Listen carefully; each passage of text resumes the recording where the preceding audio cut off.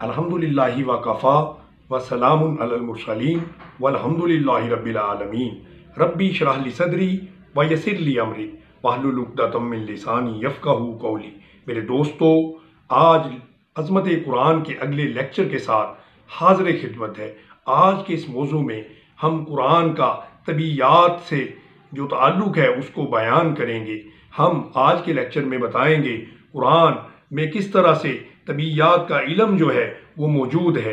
तबीयात science की वो branch है जिसमें मादा और एनर्जी जो है उसका मुताला किया जाता है। हम जानते हैं कि कोई भी चीज़ जो वज़न रखे और जगह घेरे मादा कहलाती है। मादा जो है वो एटम्स और मालिक्यूल्स पर मुश्तमिल है। यूनानियों ने भी बहुत अरसा पहले एटम का तसव्वुर दिया था, लेकिन एटम के मुतल्लिक ज़्यादा मालूमात मौजूद ना थीं।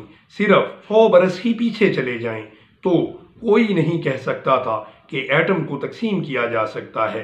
एटम को मादे का सबसे छोटा तरीन ज़र्रा तसव्वुर किया जाता था, लेकिन अब जदीद तहकीक से पता चला है कि एटम जो है उसको तोड़ा भी जा सकता है और एटम से एनर्जी को हासिल किया जा सकता है।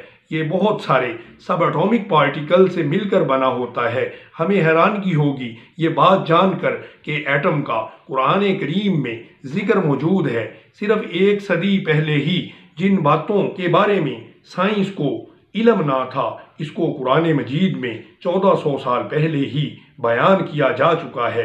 कुरान करीम की सूरह सबा की आयत नंबर 3 में अरशाद बारी ताला है, फार कहते हैं कि हम पर क़यामत कभी नहीं आएगी। तुम कह दो कि मुझे मेरे रब की कसम जो आलमुल गायब है कि वो यकीनन तुम पर आएगी।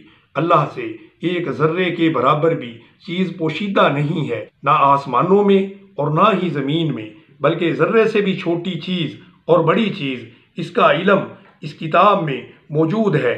ज़र्रे से मुराद यहाँ पर एटम है, क्योंकि एटम से मुराद मादे का ही ज़र्रा है। और यही नहीं कि अल्लाह ताला इस ज़र्रे के मुतल्लिक ही जानता है, बल्कि इस ज़र्रे से भी छोटी चीज़ जो ज़र्रे के अंदर मौजूद है, चाहे वो इलेक्ट्रॉन्स, प्रोटॉन्स, न्यूट्रॉन्स या अभी तक वो पार्टिकल जो दरियाफ्त ही नहीं हुए हैं वो भी हो जाएं, तो उन तमाम चीज़ों के मुतल्लिक अल्लाह ताला जानता है। अल्लाह ताला इसका ज़िक्र अपने कुरान मजीद में जो 1400 साल पहले हज़रत मोहम्मद मुस्तफ़ा सल्लल्लाहु अलैहि वसल्लम पर नाज़िल हुई इन तमाम चीज़ों को जानता है, और इसका इल्म इस मुक़द्दस तरीन किताब के अंदर महफूज फरमा दिया गया है। इंसान तरक्की की मनाज़िल तय करता हुआ जिस तहकीक पर आज पहुँचा है, कुरान करीम ने उस बात को कोई 1500 साल पहले ही बयान कर दिया है। और कुरान करीम में हमें सैकड़ों ऐसी आयात नज़र आएंगी जिसमें कुरान करीम जो है वो फ़िज़िक्स के असूलों को मुकम्मल तौर पर बयान कर रहा है। ये सिर्फ़ एक मिसाल है। कुरान करीम में ऐसी सैकड़ों आयात हैं जो हमें फ़िज़िक्स के बहुत सारे असूलों के मुतल्लिक आगाह करती हैं।